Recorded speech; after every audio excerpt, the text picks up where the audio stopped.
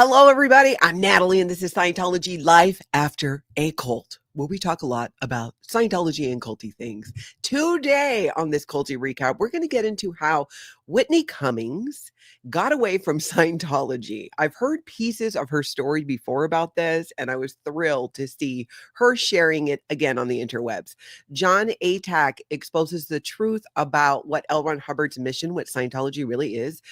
I watched a video of his, which I'm gonna show you guys a clip from, and I am like, "Oh my gosh, I'm worried I'm gonna have nightmares." It's disturbing, but really gives context to a few things when it comes to L. Ron Hubbard and Scientology. We're gonna look at some recent protest footage and, of course, the ways that Scientology continues to expose themselves, because let's be real, they're doing the job. They're doing the work. Yes, they are. Hey, aloha rain virus, aloha Marcy. Thank you guys so much for throwing the alohas in the chat. You know I love it. You know I love it. Mia Mo, welcome. Hello to everybody in the live chat today. And if you catch on the replay, I'm so glad that you're here. Jump in those comments, ask your questions, make your comments. I like to go back and try and at least read all of them, if not respond to as many as I can. Thank you to the moderators for helping out today and the members for being here too. Hey, nothing on me, it's fake. Aloha to you. Susie, Chantel, great to see all of you. Nutmeg Duchess, aloha to you. All right, let's jump into a little something. We kind of got into this yesterday. We were talking about John Travolta's home in Florida and how he's got like he can land his plane there. I don't know if that's considered a private airport or just a private runway. I'm thinking runway, but got a photo of it now. Yesterday, I did not have a photo prepared, and Mama Opal sent me this. Look at this. I just feel like if I've seen it before, I don't totally recall. He just lands the plane, not one plane, two planes. It's like he has a plane garage. This is incredible. And it got me thinking like, wow, like, I don't know. I did not grow up I did not grow up in a wealthy family, and am not wealthy now. I am rich in love and aloha. That's what I got.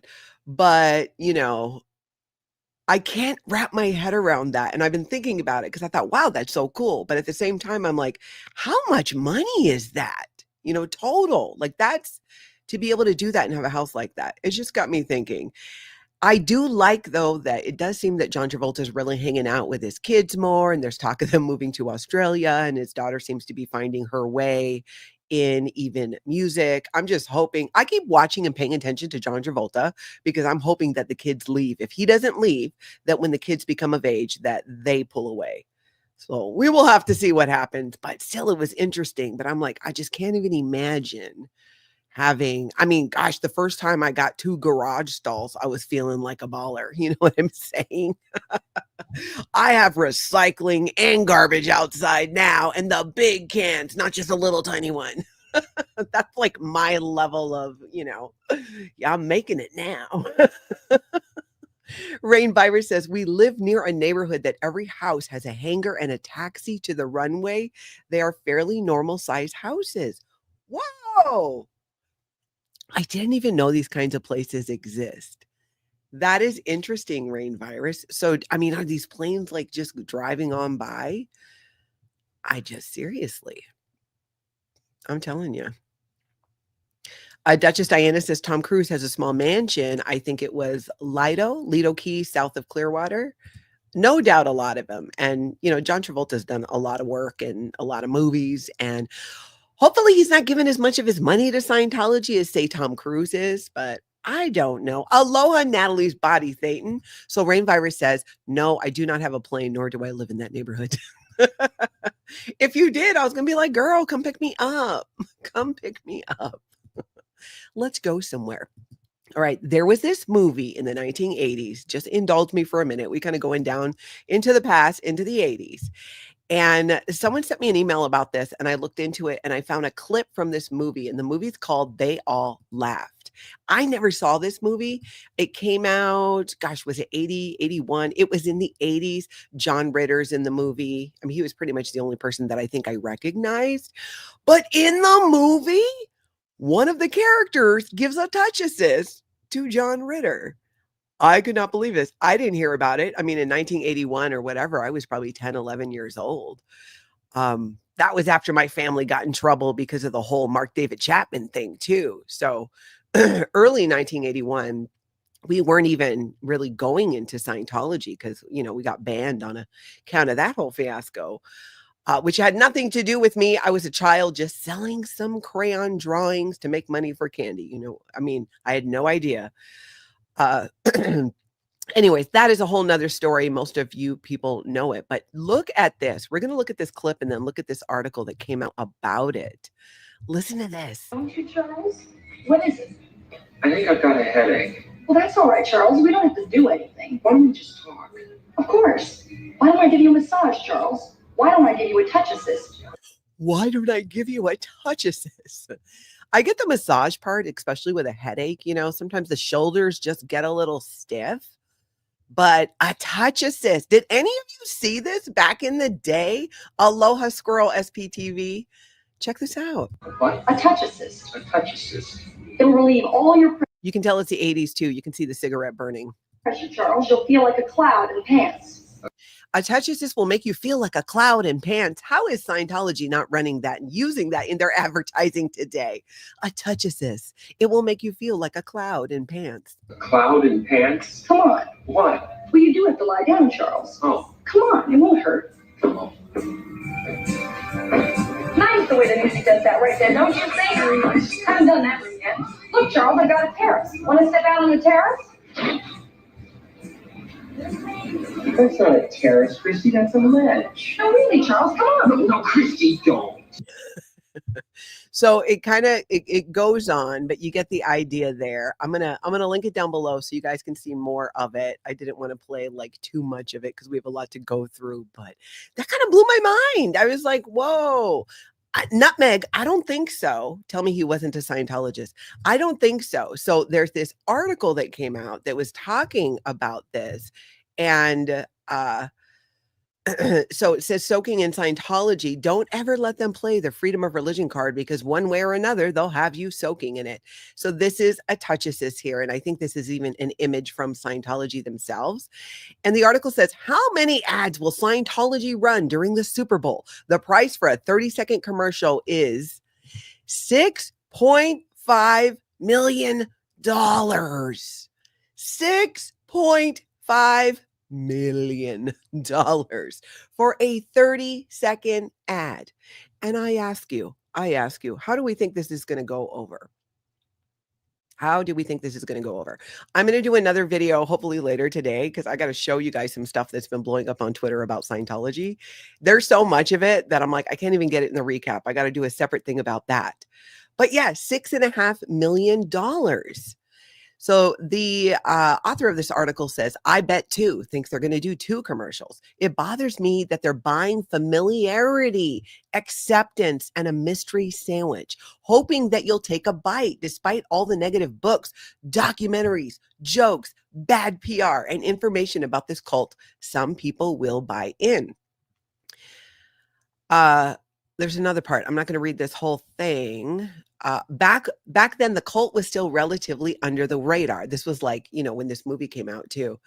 This was about 10 years before the expose articles in the Los Angeles Times and Time were published. There had been a scathing article in 1969 and a book, The Scandal of Scientology, in 71, written by Paulette Cooper.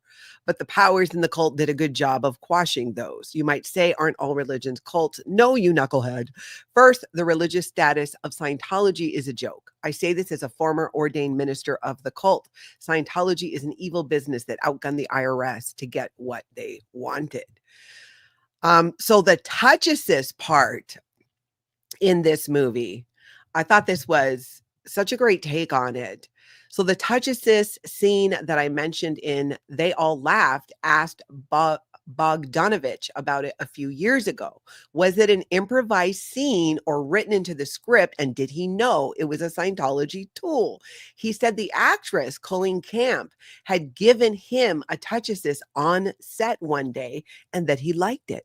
So when she suggested having fun with it in the film, he went along. Innocent enough, but to all those that had no idea of the Scientology connection, they got soaked. It is a really interesting article. I'll link it down below for you so you can read the whole thing.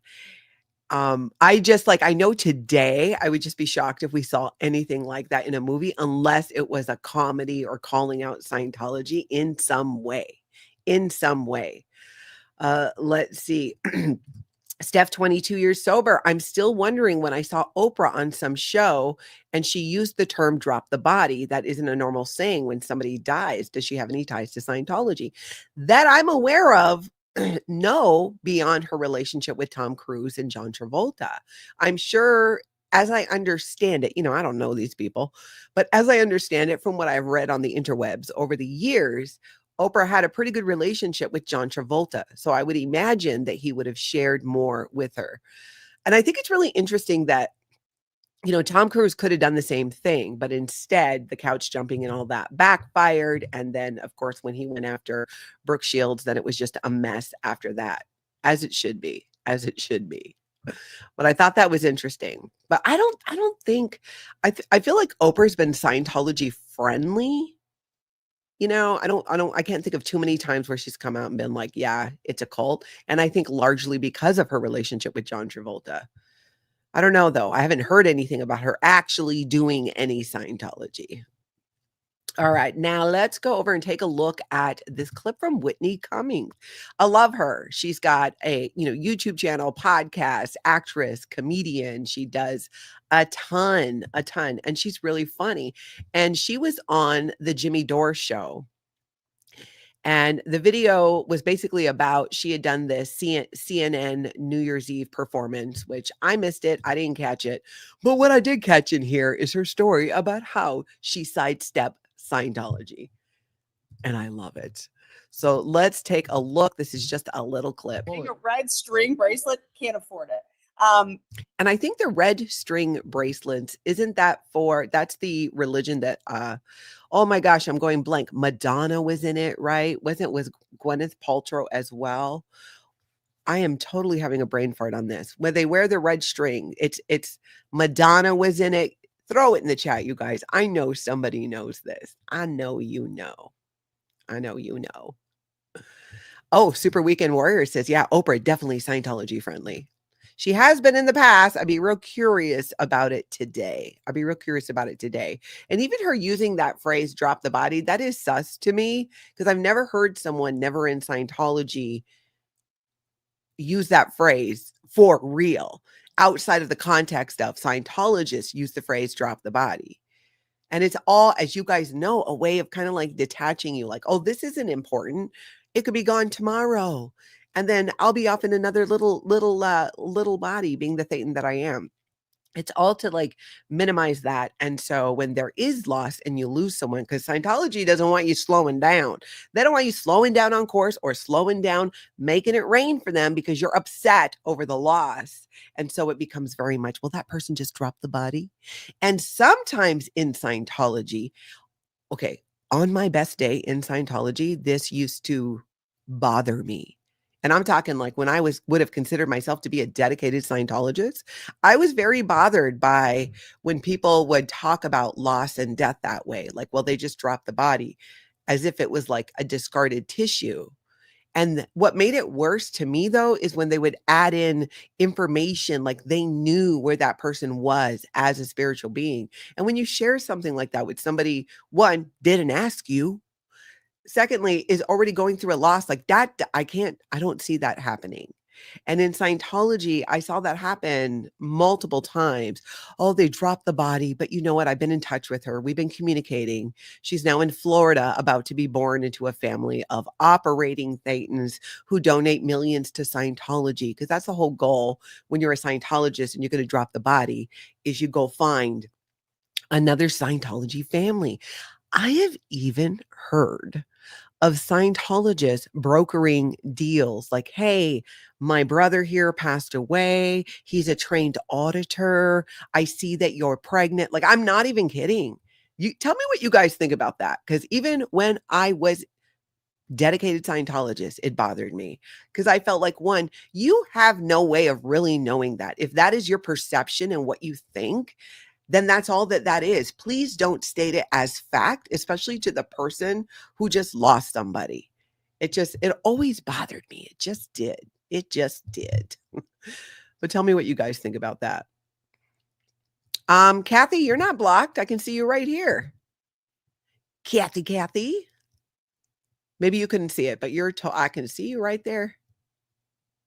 All right, now moving on. Aloha, Shelly Kelly. Hey, Yadira. Jencel, I got to be the 100th. I love it. Thank you so much. Nutmeg. Do they have a dowry to give to the pregnant woman? I've heard over the years, I've heard of something like that. There were 2 particular instances where I was told that arrangements were made, and even financially, to help for their departed loved one. I just can't with it. I just can't with it. Especially when it's coming from Scientology, and people are making major life decisions, especially when you're moving money around based on your perception that this person is now going to go to this family. Bothers me, really bothers me. Let's see. Asen says, I would love to see you and Reese take up that topic with the Facebook posts who are in search of a new body and such. You're right. You're right. There was that mom group, on Scientology mom group, and they would talk about these things like,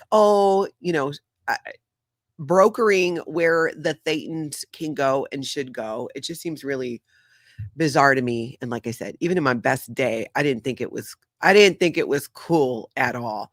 Katie, right? Girl. It's kind of like, hey, can I rent your uterus for my cousin? I know. It's bizarre. It's just bizarre. Always was like something, like I said, did not sit well with me at all. I just feel like you should keep your mouth shut about it, than going to a family like that. Okay, so now let's see. Hold on. Let me play the rest of this. But I did, when I first moved to LA, a friend of mine was getting courted for it. And they would basically go after people who were about to get really famous, because there was such a machine where if you were in a movie and you got this publicist and you got this manager, you were going to be a star. The machine was just working for you.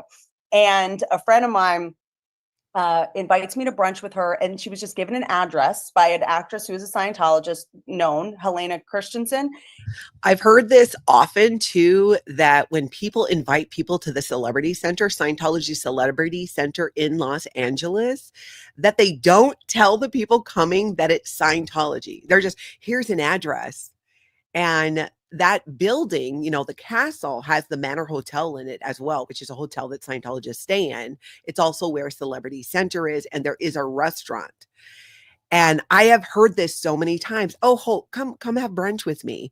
And that's the purpose that the restaurant serves as there. It's legitimate. There's a restaurant. We're just going to have lunch, but now I'm going to recruit you into Scientology without telling people that it's Scientology, that it's connected to Scientology. And we get there. We pull up to this castle, Kurt, on Franklin. And I'm just moved to LA. I'm like this hillbilly white trash bitch. And I'm like, this is Hollywood. Because you go to Hollywood and you're like, this is a shithole. I came to Hollywood, baby. Like the glitz, and that there's homeless people shitting on the Walk of Fame. I was like, I get to the Scientology castle and I'm like, this is what I thought Hollywood was. And too, this is a strategy by Scientology. That's why they're doing the Ideal Org programs, why they're getting Scientologists to fork over crazy amounts of money and to go into crazy amount of debt to purchase buildings for Scientology that they then also pay to renovate so that it looks so amazing that you can't help but walk in and go, oh, these people know what they're doing. They have it together. And I get where L. Ron Hubbard was coming from with that. And in his own policies, he says, the public will know us by our mest, and our mest are physical things, right? The buildings, all of that. That's how they'll know us. And that is why David Miscavige did this whole big push with this Ideal Org program. And when you hear it from people like Whitney Cummings, that I looked at this, it was a big castle in Hawaii. Listen to me, you can tell I got home on the brain. in Hollywood. And I was impressed. And I thought that this was it. And this is what Hollywood's about. That is the whole goal.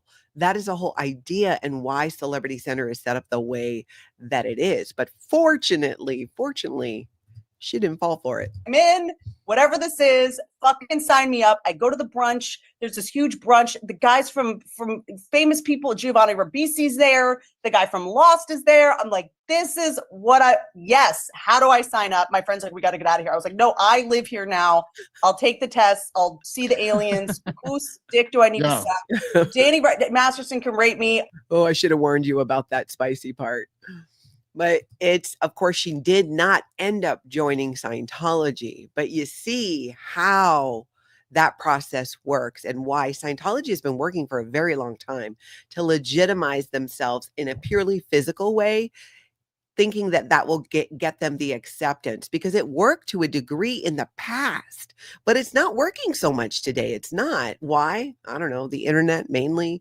So many people who've left Scientology and come forward with their stories. It is just not having the same effect that it did before. It really is not. I was wondering that too, Mia Mo. The guy from Lost. Who was the guy from Lost? Which guy from Lost would have been there? Now, he could have just been there as a guest, just like she was, and maybe not a full-blown Scientologist. But I was trying to figuring out that too. I've been trying to figure that out. Rachel, you're hilarious. My comments weren't showing at the beginning of the video too. Seems to be happening to several people. YouTube did not take its meds today. Girl, exactly. There does seem to be a little bit of a glitch or something going on for sure. And that does happen once in a while. Oh my gosh, you guys are hilarious. Mama Opal never watched Lost. I did, and I can't even begin to figure out who that possibly could have been. Okay, let's talk about Jon Atack's video now, because I was watching this. I was almost late today because I was finishing watching it and still like just thinking about it. And he tells an amazing story. He gives really good background talking about L. Ron Hubbard's son, L. Ron Hubbard Jr., who changed his name to Ronald DeWolf, who is also known as Nibs. And he really gets into all of the black magic stuff, which the more I learn about this, because remember, when we're in Scientology, we don't know about this. Nobody's walking around going like, hey, are you on course today? Great. Awesome. Did you know that L. Ron Hubbard practiced black magic and tried to bring about the birth of the Antichrist? Not exactly talking about it in the cafe in a Scientology building. I never heard a peep or a word about it beyond when back in the day before I left Scientology, there was an interview I did on behalf of Scientology for my local organization. And I remember part of my prep was giving me information that there's, this misinformation about L. Ron Hubbard's involvement with Jack Parsons and Aleister Crowley. And you might hear it, because there might be those questions, because this was going to be a live radio show that I did. And if it comes up, you need to know that it's not true. It's not true. What actually happened is L. Ron Hubbard infiltrated Jack Parsons' little cult he had going there, and he saved a girl. He was sent by the military, the CIA, the FBI, who knows? Everybody says so. Nobody knows, to get this person out. And it's this whole narrative and spin. And at the time I was like, okay, all right. I guess that's in alignment with Ron the writer, Ron the war hero, right? Ron the saver of animals. I don't know. There were so many of those Ron magazines. My former friends here might remember that. Remember the Ron mags? Do you remember those? Lisa Kelton, good to see you. Just wanted to say I love you and support you, Natalie. Thanks for all you do. I appreciate that. And I'm so happy that you're here. And thank you so much for being a member for 2 months too. Yes, Marcy, Ron the liar. Ron the liar. Absolutely. That is so true. Mock, this is an excellent point. Hubbard's grandson didn't even know about Hubbard being his grandfather for a long time. A total endorsement of Hubbard as a parent. Yeah, it is. This whole video is like, I'm like, this is going to give me nightmares. But that's okay, because it's just worth it to hear the info. So let's listen to a little bit of this. No, honestly, I am at some point going to get to the, once the cliff has been hung onto long enough. In The Telling of Me by Me, L. Ron Hubbard Jr., who changed his name to Ron DeWolf for fairly obvious reasons, says that the same man who gave the magic to Hitler gave it to Ron Hubbard. Okay. I was like, what? So apparently when you watch the video, he's talking about how there was this manuscript that was never seen, and there's only half a dozen people or so who have it. And I think it was written by L. Ron Hubbard's son, Ron DeWolf. And this got found and basically gives all this info about what actually happened. I was like, what? This is it. I've heard parts of the story, but he really lays out the whole thing, and it makes it easier to understand. And it has been my folly to read everything I can get my hands on about the Nazis and magic. And a lot of it's bullshit. And we put up a video the other week, which gets into some of that. So I'm not going to repeat everything I said there. But there is absolutely no doubt whatsoever, historians do not disagree, that Heinrich Himmler set up a ministry, the Ahnenerbe, which had 50 departments and cost a fortune, in the attempt to prove that the Aryan people were a distinct race descended from the gods who had created everything that was culturally valuable in the world. And this, you know, this piece here, this tie to this guy and Hitler and L. Ron Hubbard and black magic is something that I don't think I've heard before, which is one of the biggest things I found so interesting about this. So they were the aristocracy in Egypt, in India, in China, and in Tibet. And of course, Himmler sent an expedition. Now, I'm going to link the full video down below, and I do recommend you listen to it and you check it out, because I almost had, like, there were questions that got answered, but it kind of almost gave me more questions about it in ways. So if you guys haven't seen it, check it out, because I would love to talk about it more and get your take on it. I think the truth about L. Ron Hubbard and his connections with black magic, all of those things are important. It's easy for Scientologists to blow that off if you tell them, like, no, because they were given the narrative by Scientology that no, L. Ron Hubbard actually infiltrated that group and he saved a young woman, not that he stole Jack Parsons' girlfriend, his money, and then ran off. They definitely don't give that narrative, which by all reports seems to be the actual truth of what happened. But I've not seen it laid out the way that it was laid out, and it really helped my understanding too, and that family history. I cannot imagine, because I try to put myself in their shoes and go, okay, your dad is L. Ron Hubbard, and you've got these different siblings and different stepmoms and different dynamic, and you work with him in Scientology and Dianetics for a period, and then you don't. I mean, there's so much there. I wish there needs to be another like movie or like series, I think, kind of about L. Ron Hubbard, because one movie, I don't even think would cover it. I feel like it needs to be a series. And I think if more Scientologists understood the truth about L. Ron Hubbard, it would help them to let go of the doctrine and let go of some of the mind control and the blinders that come on. Because if you trust L. Ron Hubbard, like many of us did in Scientology, especially growing up in Scientology, we were raised to trust and believe L. Ron Hubbard. The more information that comes out about the truth about him, it's easier. And this was my experience anyway. So I'm assuming maybe that might be the experience for others, to let that stuff go, to let go of the doctrine, let go of the automatic blinders and mind control that come in. I think it would be fantastic for them to see something like that. Professor Kakan, I am halfway through Jon Atack's video, got Natalie's notification and jumped to you. Aloha. Thank you so much for being here. Tell me what you think about it, what you've seen so far. It gave me like, you know, the sweats and stuff so many times when I was watching that, truly. Oh, yep, that's true, Mock. Oh, the Nazis were big on mysticism and the occult, also drugs.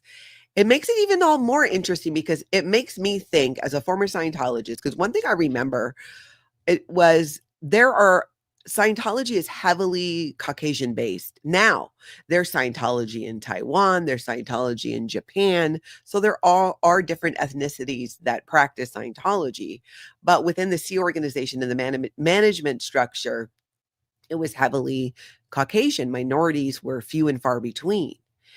And I remember thinking that when I was younger, like when I was coming into the Sea organization, but I came from Hawaii. I was born and raised in the melting pot of the world. So I'm so used to having different beliefs, different skin colors, different practices, just so many different ways of living. And when I came to the Blue Buildings as a teenager and was exposed to the Sea organization, that was one of my thoughts, like, where the dark people all at? You know, I found it a little odd. And then as I continued in Scientology, it kind of like, I don't know, I don't know what ultimately took it from the forefront of my mind to the back, but it definitely would come back at times like, well, wait a minute. And now hearing this in Jon Atack's video, I'm like, I get now why there's been a lot of, talk about L. Ron Hubbard being a racist, and it all starts coming together. So I just appreciate all these different pieces, because even though I've been out of Scientology for 15 years, as of January 1st, 15 years, yay, yay, yay. I'm still putting together the pieces of the puzzle. Even when I hear something one time, it doesn't necessarily sink in. I feel there's so much to process. And the one biggest tool I've learned since leaving Scientology is taking the time to evaluate the information, to process it, to be with it, to look at it from different angles is the only thing that can bring true understanding to a situation. And this video, I guess for me, brought a bunch more understanding for me to that whole connection. Yep, Professor Kakan, he gave more details. Yes, absolutely. It just blew my mind. Oh, Asen, figured it out. I Googled the guy in Lost is William Mapother. Appearance in 11 episodes. He's Tom Cruise's cousin. That's right. But did he ever become a Scientologist? I can't remember. But yeah, Tom Cruise's Scientologist. Tom Cruise's cousin. That's right. James Steele with the dad jokes. You're the best. You're right. Janet Burns. Exactly. Yeah, that is who it was. Wow, that is interesting.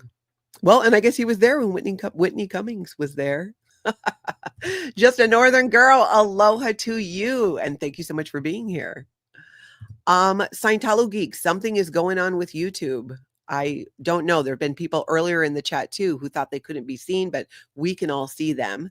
And I'm looking at it and your chat's not grayed out, not where I'm looking at it. So something's going on with YouTube.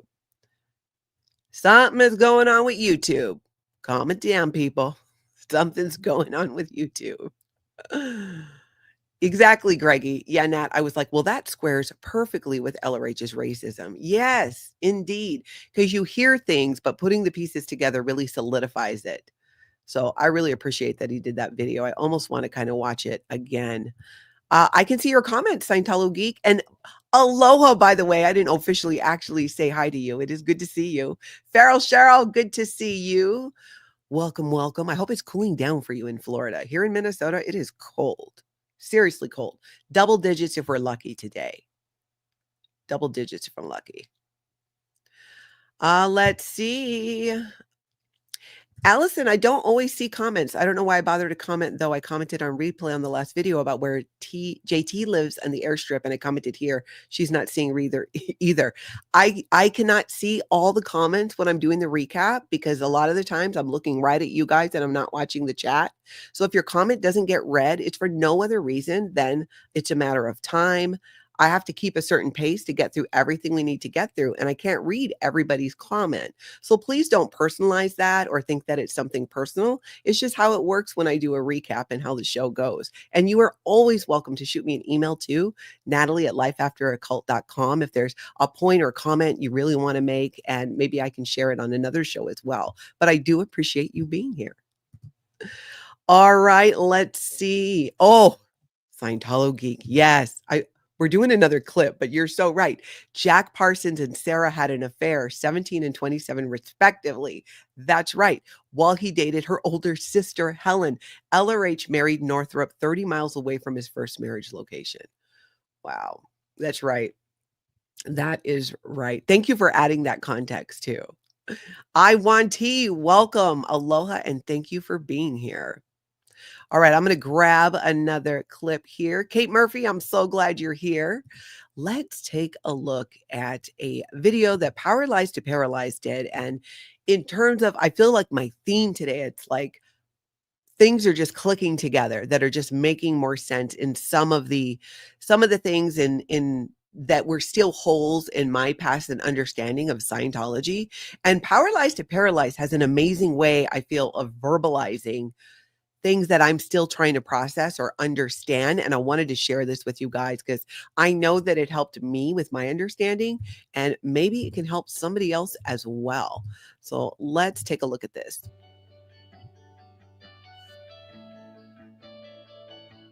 Scientology's indoctrination process. Now, I wanted to kind of take this a little bit by bit, so I am going to pause it and read it. Scientology's indoctrination process is a sophisticated and coercive system designed to reshape an individual's perception of themselves and the world. Just that one line there will like, yes, that is true. The whole idea is to get you, because what you think you know about yourself, they want to unsettle that. So if it's in conflict with the Scientology beliefs, so you don't actually end up trusting your own instincts or gut that way. And that made so much sense to me. At its core, the indoctrination method dismantles the authentic self and replaces it with a constructed identity rooted in Hubbard's rigid framework. This begins with seemingly benign introductory courses or auditing sessions, which subtly introduce the idea that one's natural thoughts and feelings are flawed or influenced by external negative forces like engrams or body thetans. And that is the truth there too. They're always trying to tell you in Scientology, there's so many contradictions. On one hand, you are responsible for your condition. On the other hand, it's your body thetans and engrams doing this. You need to pay all of this money to get rid of that. It's those two things just don't completely add up there.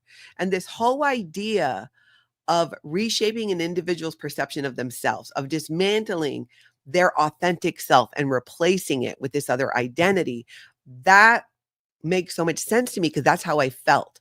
Growing up in Scientology, I was so confused about who I was because I was so heavily indoctrinated into being a very specific type of person.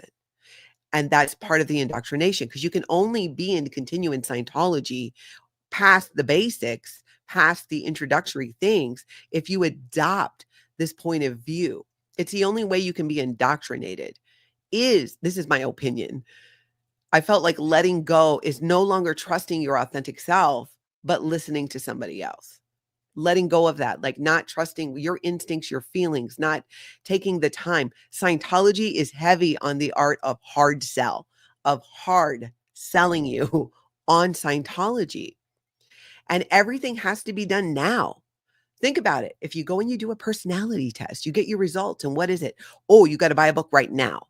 You should buy some auditing right now. You should sign up right now. There's no time to let you process and think about it or get more information. It's just demand that you just do this right now. because the world is going to end if you don't. And I think that is how Scientology manages to get the few people in that they are getting. Because think about it, if you're hurting, and I mean, there's nobody walking this world that I'm aware of that doesn't have their own problems, struggles that they're either working through or experiencing in real time. And cults and high control groups like Scientology take advantage of that and go, oh, you're overwhelmed, you're not doing well, buy this, buy this, buy this. And you want so badly to feel better and to make that pain go away that many people feel very then driven to do that and trust that and feel, well, based on what they're telling me, I can't trust myself because my personality test, my graph shows that I can't trust myself. So I'm going to listen to these people and they're going to tell me who I am and how to be.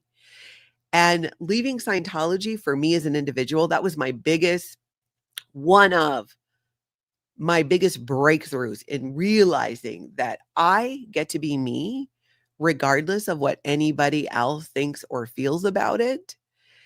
And not just Scientology, but in the world, whether it's my family or friends or whoever, or here on the internet, we all get to be who we are and not have people telling us what we should be, what we should think, what we should do. And that's what Scientology does with the indoctrination. But it's so fast. Like, you're not allowed to take a break between courses. And doesn't that make sense? Just to keep you going, keep you going, keep you going. Because if you take a break and you take time, you know what happens? You go, holy crap, I think I'm in a cult. That is what happened with so many Scientologists who left that I've spoken to, some of them during the pandemic, because they got time away. They got time away from Scientology to catch up on sleep, to remember that there's other people they can talk to maybe enjoy movies or whatever it is that they want to do. And that helped ground them in the real world again.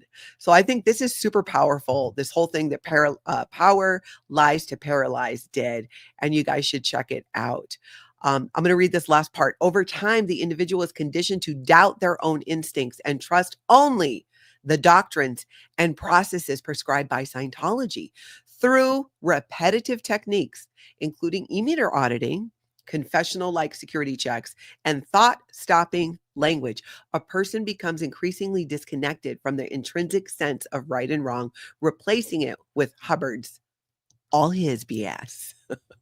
It made so much sense to me, and there is more to it in that video. Please go check it out. I'll link it down below. I found it helpful, and I love that Power Lies to Paralyze does share these things in this perspective, because as a former cult member, it does help me. It does help me a lot. It does. That's right, Mock. If you can't think, you can't figure out the level of BS. Exactly. There's no time. You're being pushed in a direction, and nobody is respecting your choice and ability to say, hey, I need to be with this. I need to process this. You're asking me to pay, whether it's $50 or $5,000. I need to be able to take a step back and figure out what's best for me, my family. Maybe $5,000 is going to put a real hardship on my family, but it's not allowed. It's not allowed. It's not allowed. It's not allowed. Just next thing, next thing, next thing. And that really, really made that even more clear to me.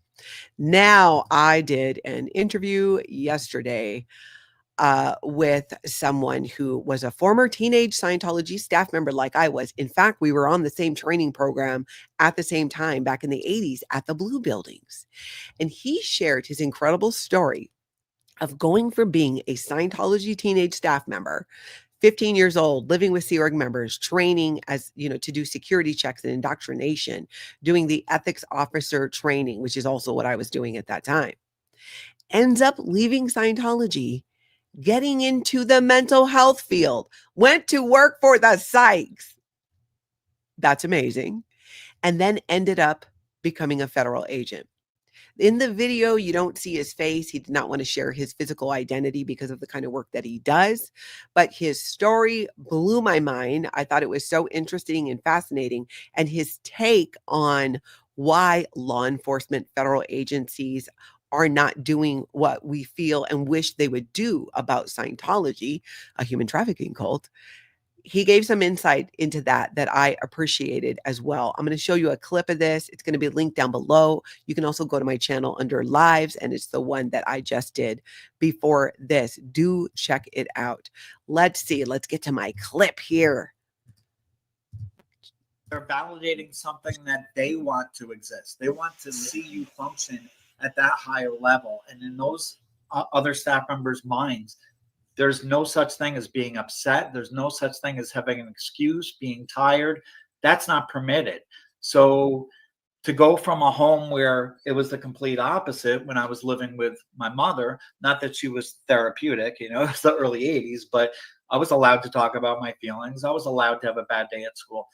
He went from, you know, I don't believe it, his father was a Scientologist. So when you hear his whole story, it just goes like boom, boom, boom. And you also get to hear, though, about his life after a cult. There's just so much in here that he shared. To go from that to constantly suppressing all your feelings and being told you need to function at a higher level. Why aren't you doing this? Why aren't you doing that? You should be at this level. And it's constant bombardment at all times. Yeah. So it's just drilling and conditioning. You are being conditioned to believe that you function at a higher level than any other being on the planet. Anything other than that is an excuse.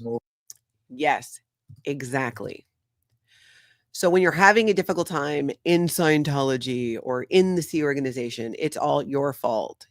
Because you should be absolutely, you are an eternal being. You can, you have all of this power and you're just not living up to your true abilities, which is why you need Scientology. Now, here's the thing about that. When I look at that today through my former member, 15 years out of Scientology eyes, I go, wait. Like now I see it so differently that I really get what he's saying. It's like it's all that programming. It's all that programming. And it does take time to do. I know I say this about every interview I do. You got to see it. It was great, but you got to see it. It was great. I really loved it. And I so appreciate, and I have such gratitude in my heart for people who are willing to come forward and share their Scientology story. It's not easy to do for everybody. People are at different places in their healing from Scientology. So I would love it and appreciate it if you guys would go check out that video and give your kind words of support for somebody who came forward to say, hey, this was my Scientology experience. And plus, the fact that he went to work for the Sykes and then became a federal agent just blew my mind. Like that was I cannot think of more of a, F you to Scientology in ways. It's like, yeah, you had me as a teenager, but I'm working for the Sykes now and actually helping people with real solutions. Debbie with an I, thank you for being a member for 10 months, Debbie. If clearing the planet was most important, they wouldn't charge as much or even free. Clearing the planet isn't their top priority. Exactly. When you are in Scientology, because trust me, it comes up. People are like, well, I mean, if, delivering Scientology is what will make people so superhuman, why do Scientology staff members not go up Scientology's bridge to total freedom? Because it's not their priority. Debbie with an I just hit the nail on the head with that. It's actually not their priority. And to make it so unaffordable for the average person, for most people, is another thing. Like, well, if it's so important to clear the planet and get Scientology out there, why is it so ridiculously expensive? Why are you putting people through such financial extremes? And then, as we've heard from Rosemary, Mike Brown's mom, other people who've shared their stories about the financial crimes in Scientology, jacking up their credit cards, calling people's credit card companies and getting them, their limits raised. I mean, how do you even do that? It just screams fraud, fraud, fraud. And Scientology's gotten in trouble for it. Just seems like they need to get in more financial trouble for it because it's not okay. And those stories are continuing to come out. So again, anything you can do to support the people who come forward and share their stories, I would appreciate, because I know it's not easy. And these aren't people who have YouTube channels either. So, but you can leave the messages and stuff in the video. Susan P, thank you for being a member for 10 months. I appreciate that. Mahalo to you. Let's see. Yeah, Asen, I know something's going on with YouTube here. I know, absolutely. But thank you for sticking with it, y'all. Thank you for sticking with it. Jen saying maybe it's a Chrome browser issue. Yeah, I don't know. I do not know. Let's see.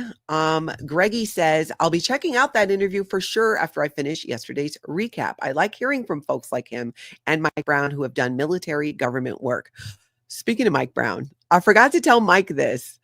I was getting caught up on some of my comments, and I saw a comment from the video I did not that long ago with Mike Brown, and it said, what did it say? It said, Mike Brown is hot. We need a picture of him in his uniform. There were actually quite a few similar comments like that. So shout out to Mike Brown. You might want to check it out. I thought that was great. Okay, let's see. Right, Asen, way to invest the tax-free money.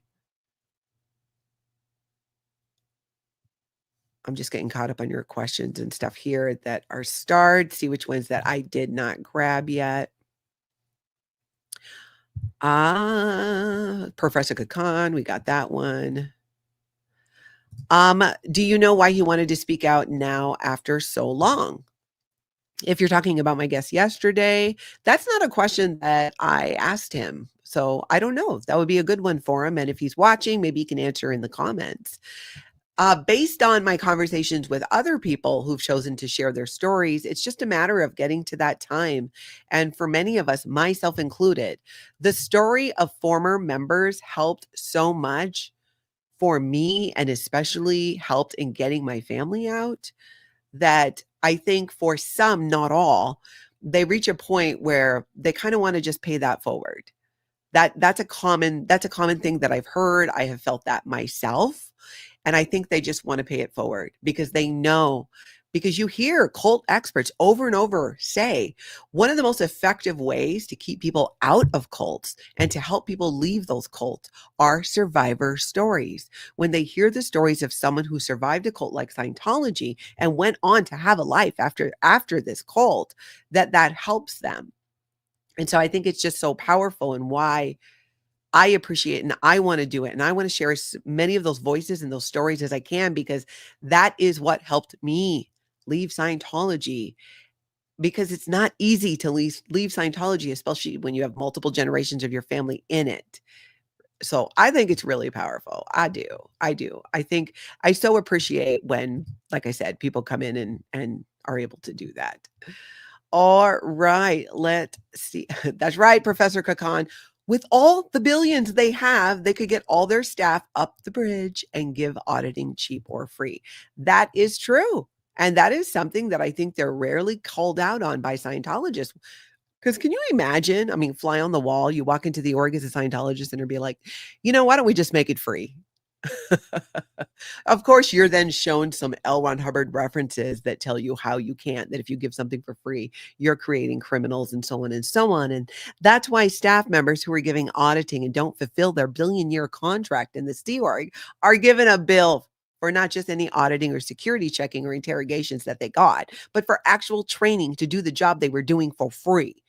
Okay, $47 a week if you're lucky. $10, I think, if you're on the rehabilitation project force. Let's see. Okay, so now let's go look at a little bit of Seattle protesting, because Moose on the Loose was there and he caught a couple of things that I found very interesting. Let's look at this. Our first clip, he's showing some great chalk tag where Scientology can see. So that's what this passerbyers who of course know that it's a cult, but he's pointing out the camera, and where he put the chalk I thought was genius. Watch this. So that's what this camera to look at the. Hey, how you doing? It's a cult. Don't ever go. It's weird. It's weird. It's a cult. It's a cult. It is a cult. Sorry, I have my headphones. No, you're good. You're good. I love too when people just randomly pass by and you're like, oh yeah, it's a cult. It's totally a cult. I like coming live stream out here every now and then because, Well, I learned a lot about people's story, ex-Scientologists that had to escape. Yeah, I've heard about the wife of one of them. That's Shelley. yeah, I She's don't know. been I watched missing. a documentary on one of these people, and it's so fucking strange to me. It's I weird. just don't get it. Don't ever mess with it. Oh, Don't ever go in there. It is amazing how many people know in the bits. It's interesting to me what they associate with Scientology, right? Shelley Miscavige is a big one. And as much as I feel they know exactly where Shelley Miscavige is and she's doing whatever it is she's doing, it is a way that gets attention brought to Scientology and its abusive practices and the abuses of David Miscavige as well. So it is kind of interesting to me what people pick up on, like what was the thing. In fact, I would love to hear, throw it in the chat. And if you're on the replay, what is the thing that got you interested in Scientology? Like, was it a documentary? Did you know somebody?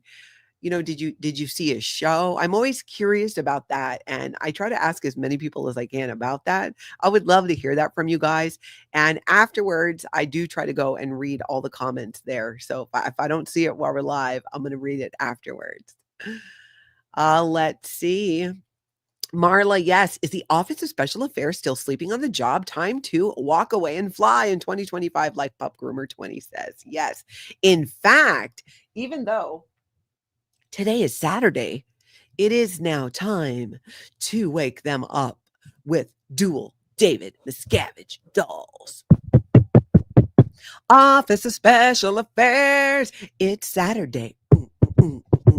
It's Saturday, and it's a cult-free day for me, except for the fact that I talk about you often.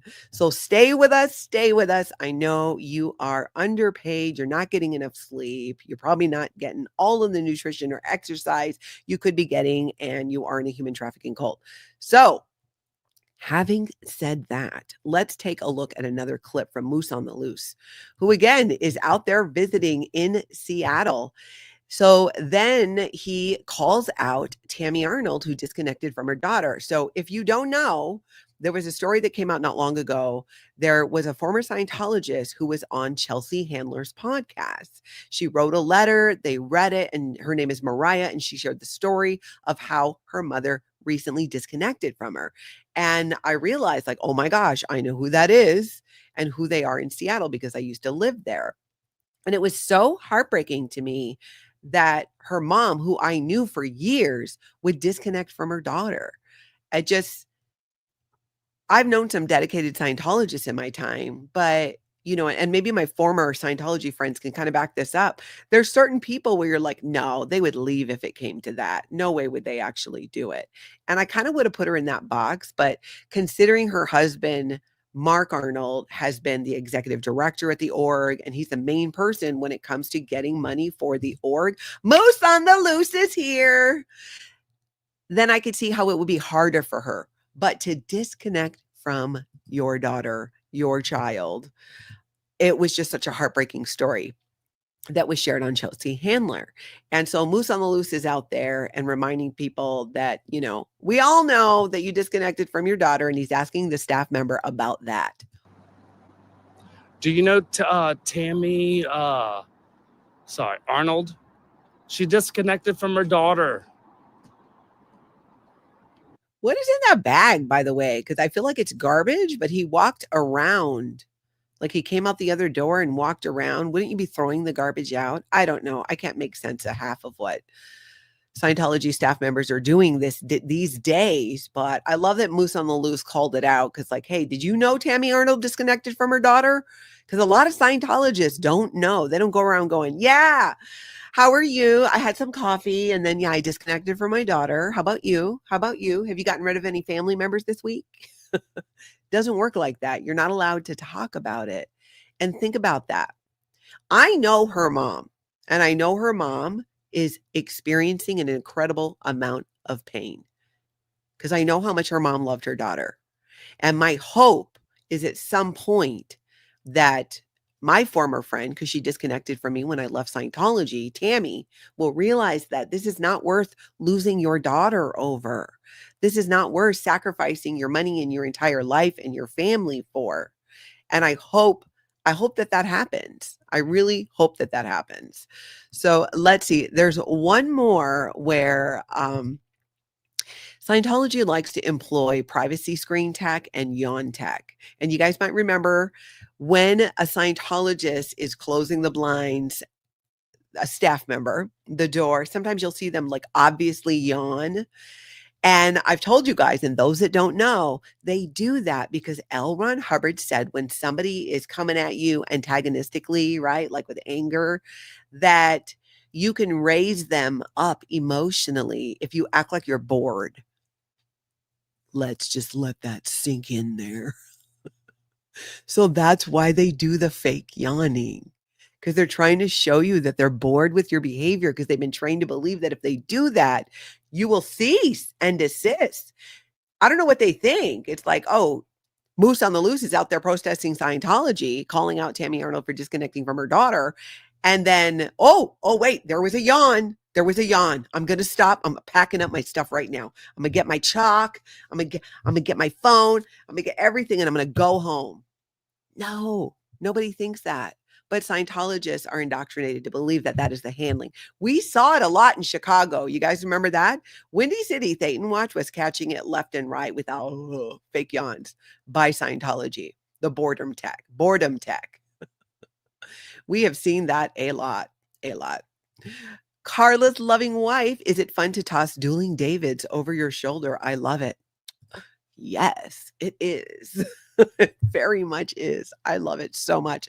I'm glad you guys love it too, because it's just, got to bring some fun to the day. Absolutely. Oh, Sky Anderson says, I saw commercials in the 90s and I just thought if this is real, doctors would use it. I was curious, but not curious enough to look into it. That makes so much sense. It really does. I appreciate that. Rain Virus says, I know it was years ago and it had to do with not taking a child to the doctor because of beliefs and the child passed. It was before John Travolta's child passed. Oh, so you had heard about them back then and then found all things Scientology. That makes sense. Let's see. Hold on. Skipper the Geriatric Chihuahua, thank you. Hip hip hooray. Thank you for becoming a member of the channel. I so appreciate that and your support, and I'm so happy that you're here. The little Davy dolls aren't for sale for me. I was gifted them, but I do understand. I think they're sold on the channel Blown for Good in his merch shop. I haven't checked to see if they're still there, but I'm told that I think it's there and you can find them there. I do have a lot of fun with mine, so I would say go get some. I have 2 now. I'm thinking of growing my collection. But I did move him. Right now he's on the floor, but hangs out in a different spot. I didn't like him around my body Thetans. I felt like the vibe was like conflicting. I did not like it.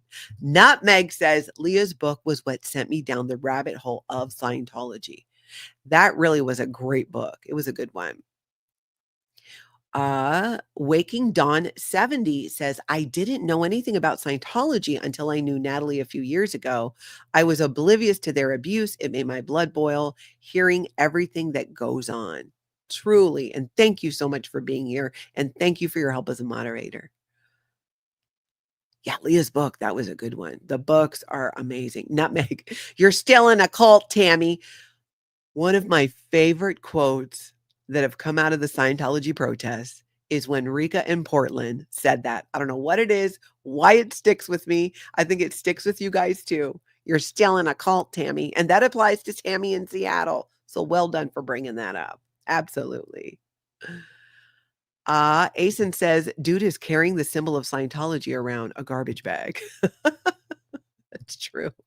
Okay, so Moose on the Loose was still out there in Seattle. And like I said, their whole yawn tag and screen tag gets deployed. Watch this. Lock it up, he just told him.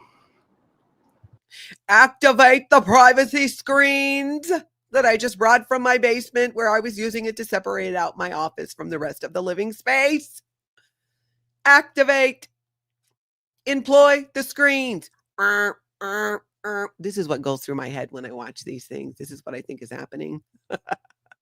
Getting them all opened. I feel like if they drilled this, they could be faster. It should be a smooth movement. Boom, door, boom, unfold. There's a yawn in there somewhere that Moose on the Loose caught that Benny was talking about. But you see, privacy screens, yawn tag, they're just trying all kinds of things to combat protesters and people telling the truth about Scientology. Because that works and that's worked for them. CC, good to see you. I heard about Scientology from a friend who I then married and joined the Sea Org with. Love is blind. Amen to that. Club Brain Fog, good to see you. And if you guys like watching Scientology in San Francisco, Club Brain Fog is the person to follow here on YouTube because she is often out there and catches Scientology staff members sleeping in their cars, including Erin Cairo. I thought that was so great. The things they do on site never makes any sense. Yeah, it doesn't make a lot of sense. A lot of it makes us just a lot of head scratchers there, truly. Really a lot of head scratchers. Let's see. Lele, I got interested after the breakup of Nicole Kidman and Tom Cruise, the lies that were told about Nicole and her family in media. Interesting. It blows my mind how many people Scientology themselves bring to the anti-Scientology world because of their actions or the actions of Scientologists like Tom Cruise. It is so the opposite of what they think is happening. And Scientologists are told every single day at every single propaganda event how much Scientology is expanding and growing and people are reaching in. And that's why we need all of these buildings. And it is really not happening. There are actually more people being turned off by Scientology. And I'm going to talk about this in an upcoming video through their own propaganda, through their own words. Not even just people like me going, hey, Scientology is a cult, through the actions of Scientology itself. And I love it so much. I'm so here for it.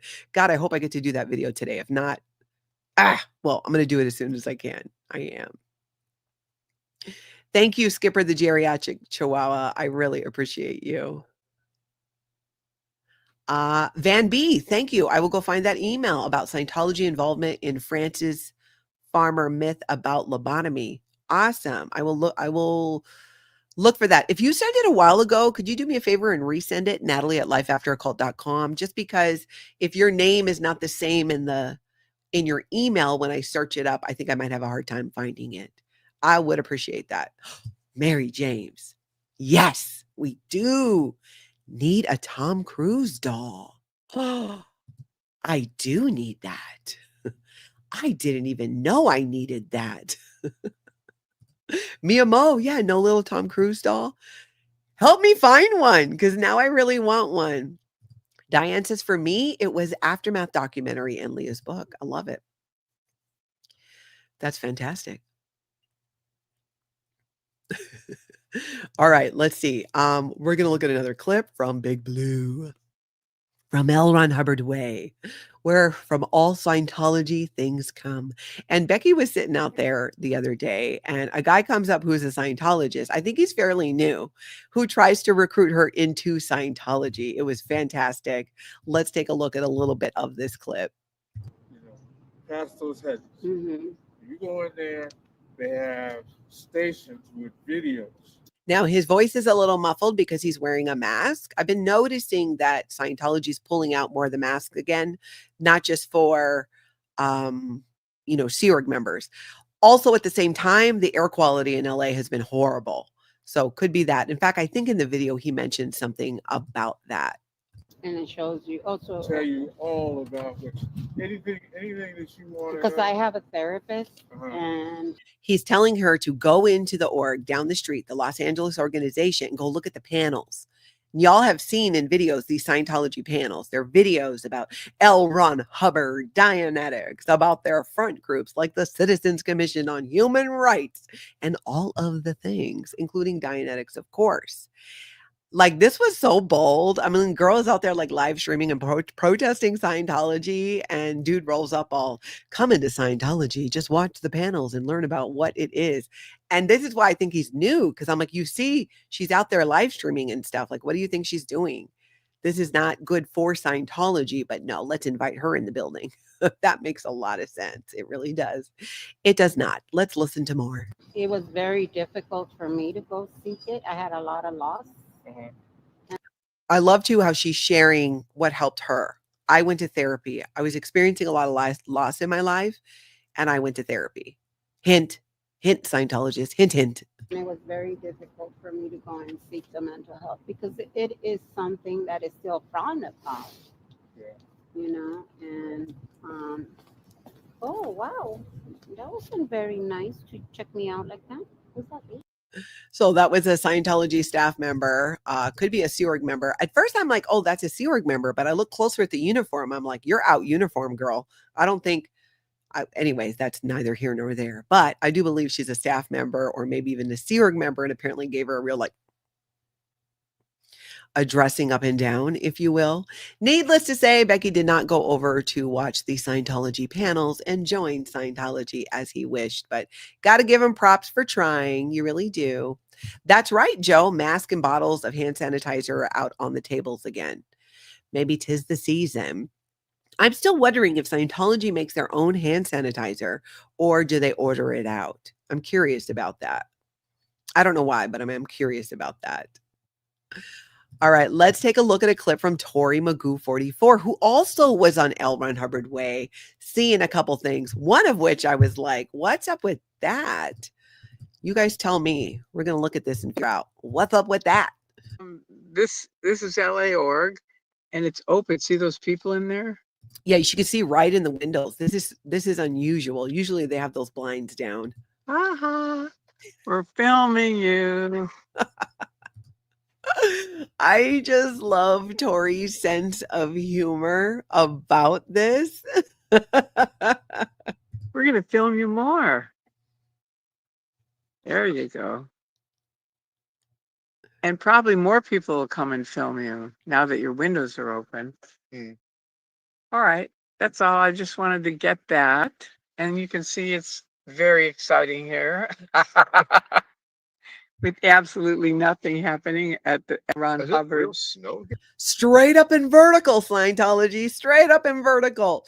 And now look at what they come upon. Where did this snow come from? Was there an event or something? What happened? Does anyone know? Watch this. It's wet on the ground. Is it? It's like wet. Ooh, God, you're right. Like I thought it was fake snow or something. Oh my God. And they got rid of that forklift. We took pictures. I mean, that's a good amount of snow, right? That is snow. I am looking at snow, right, you guys? Are you seeing snow? It's not that cold. There's no way. It didn't snow that much or anything, right? Did they bring it in? Does anybody know what happened? That's right, Susan. Tori is always rocking. Yep, Bonnie Lucas, Tori is awesome. I agree. Josiah, I love you. Scientology hand sanitizer, only $599.99. Eunice, Snow Tech? I know, I was wondering, like, where did this come from? Marcy says, looks like snow, fake snow. But where did it come from and why? James Steele, of course. Just dandruff, because Scientologists don't have time to shower. More Sea Org members, but yes. I know snow, and that is not snow, says Nancy. What is it then, and where did it come from? I was just curious if maybe somebody caught something on another stream and knew what was happening. I just couldn't think of an explanation for why it was there. She does mention that there was a, what do you call, one of those scooper things. We've now moved on to the charades portion of today's video. You know, this is what I do when the menopause brain fog kicks in. The scooper thing. They mentioned seeing it, which maybe it was like taking the snow away, but it is crazy that it's not fully melted yet. Like, I didn't think it was that cold there. I mean, we're barely going to hit double digits today. Oh, Jen Sell, good point. Environmental hazard that runs to the water. Exactly, especially if that's not snow. It is weird. Super Weekend Warriors, the snow is leftover asbestos from Wizard of Oz. Speaking of the Wizard of Oz, you guys, have you guys seen Wicked? Either the Broadway show or the movie? I watched it last night with Kelsey, with my daughter, because now it's on Prime. My daughter saw the Broadway show, I think, a couple times. And so, oh, Kathy's saying leftover from Winter Wonderland. Maybe, but why haul it out to the blue buildings? That's what's weird. Why haul it out there? A snow shovel, Nat. Yeah, I'm going to show up with a snow shovel to help them out. I'm going to fly out there. Maybe Tom Cruise will lend me his jet. I've got a shovel in my garage. I'm going to just show up and start shoveling snow to help Scientology. God, what would they do? That'd be so funny. Anyways, back to Wicked. Back to Wicked. So I saw the movie and I'm watching this movie. I loved it because I love a musical too. Bonnie Lucas, you saw Wicked in the theater. I know some of you told me to see it in theater, but I was like, oh, it's on Prime. I'm home. I'm going to watch it. But the ending part especially, I won't give too much of it away, but if you saw it, you know what I'm talking about. Or if you saw the Broadway show, really made me think about leaving a high control group, leaving a cult, like breaking free from that and challenging different ideas. Because she, the Green Witch, I get the names all wrong. In fact, hold on. Kelsey, what is the name of the Green Witch? See, she didn't even ask me in what context. Elphaba. But tell me what you think if you've seen it. Because there was just something about that last song and the way she leaves and what she says that I'm like, oh, that girl is just breaking free. And well, I don't want to give it all away because it's just out. Many of you might not have seen it. But when you see it, think about that. Does it seemed to me like it reminded me of leaving a high control group, of what that might be for people sometimes when they're questioning and breaking free from that and saying, no, you want me to do this? I don't need to do that. I want to make my own decisions for myself. I want to find out what's right for me. I want to figure it out. I want the time and the space. She was like, I'm out. And she did it. Now I'm dying to see, the second part because, it was kind of a bit of a cliffhanger. Eunice says, I love musicals, and Mr. Swag Pants got me a 1-year subscription to Broadway HD. I don't even know there was such thing as Broadway HD. Now I need to look. Asen says, I want to break free. I want to break free from your lies. You're so self-satisfied. I don't need you. Are those lyrics from the song, Asen? Oh, Nutmeg. I didn't know that. Elphaba's name is because the original author is L. Frank Baum. So his initials are LFB. Oh, I didn't know that. I love all the background information that you guys have on stuff. Ruth O'Hare says, I've seen The Wizard of Oz, so I know how it ends. Me too. But that was the thing is, I don't know. I'd like to see the whole story of how they explain how she ended up becoming what she became. Or was that black PR? Did that actually happen? Of course, it's all fiction, so who knows? But Honeybee, that's hilarious. Scientology would hate me because I'm lazy in my old age. I feel you. I am definitely like slowing it down. Ah, that's right. Kathy says, Eunice, that's awesome. Seeing a musical in Broadway in New York is on my bucket list. I totally see that. Ooh, Marcy saw Rent on Broadway. I saw Rent here in the Twin Cities like 3 times. I love Rent. I love the soundtrack. My kids grew up listening to it, when they were like, 13. Absolutely love it. And that's right, Mock. New obsession unlocked for Natalie. Yes, I have a hyperfixation that I actually cannot do today because I've got other things I got to do for work, but I can feel it. Those of you who enjoy the occasional hyperfocus or hyperfiction, you know what I'm saying? Hyperfixation.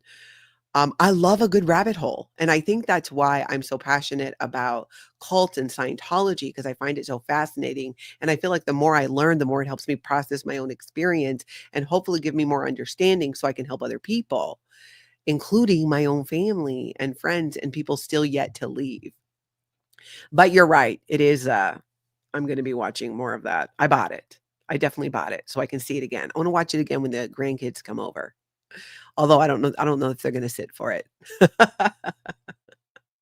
Nutmeg, you saw Waitress on Broadway. That's awesome. I've never seen a show on Broadway. I've been to New York 2-3 times, but never saw a show, which is kind of crazy when I think about it.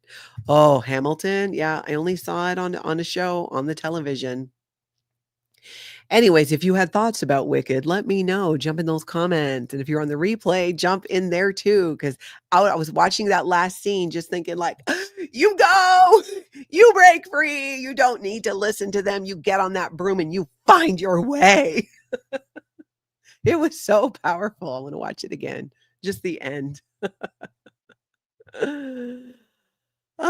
Okay, that's what I have for you. If you guys could hit that like button, hit that subscribe, because you never know. If you set your notification bell to all, supposedly you're supposed to get notifications. I don't know. I feel like it sometimes works for me on other channels when I do that, but not always all. But I've got some things I'm working on this weekend, and so there are such exciting things coming in the new year in terms of interviews and more to share about Scientology and other cults. I am so excited about it. There's things that I started working on in December that I'm going to be able to talk to you and share with you about here in January and in the coming months. And I'm very excited about it. Remember, if you see something, say something. If you see a video, an article, something culty you want to share, send it to me, Natalie at lifeafteraccult.com, and give me a timestamp. Tell me what I'm looking at so I can find it quick there. Asen says, my only thought of Wicked is I could make doll art of the characters. I love that. I love that. Thank you, everybody. Thank you, mods. Thank you, members. Thank you, everybody here in the live chat. And those of you catching on the replay, I appreciate you. Big mahalo. I hope you all have an amazing cult-free day.